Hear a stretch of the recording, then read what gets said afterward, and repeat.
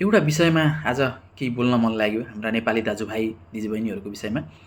म पनि रोजगारकै सिलसिलामा अहिले युरोप भन्ने यो ठाउँ रोमानियामा छु।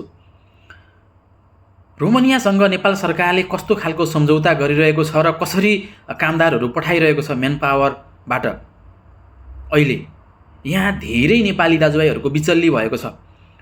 केही दिन अगाडि मात्रै धेरै नेपाली दाजुभाइहरू रोमानियामा आउनुभएको छ। उहाँहरूले अहिलेसम्म काम पनि पाउनुभएको छैन, केही पनि पाउनुभएको छैन। उहाँलाई अति गाह्रो छ होइन। उहाँलाई किन यहाँ ल्याइयो? यदि काम दिन थिएन, कम्पनीमा काम छैन भने कसरी सम्झौता गरेर कसरी मेन पावरमा यहाँको डिमान्ड गएर उहाँहरूलाई यहाँ ल्याइयो?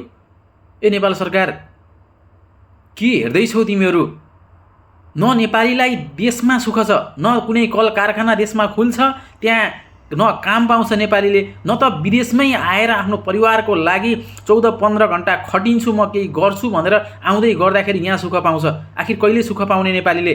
न त आफ्नो देशमा सुख पायो, न त विदेशमा नै सुख पायो। हरेक ठाउँमा यस्तै छ, तर यहाँ पनि यस्तै छ। कस्तो खालको सम्झौता गरिरहेको छ नेपाल सरकारले अन्य देश, अन्य मुलुकहरूसँग। आज मेन पावरले एउटा भन्छ तर यहाँ हुन्छ अर्को। कहिलेसम्म यो पीडा भोग्ने? मेन पावरले भन्छ युरोपमा यति घन्टा काम गर्नुपर्छ, यति दिन छुट्टी हुन्छ, तर यहाँ छ अर्को।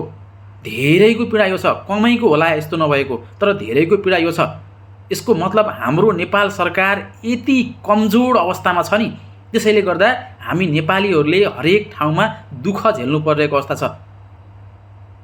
अब भनौँ त कहिलेसम्म नेपालीले यो दुःख भोग्ने? कि सधैँभरि यस्तै हो त? छैन आश, सरकारले केही गर्छ भन्ने आश त न त पहिला लाग्थ्यो, न त अहिले लाग्न थाल्यो।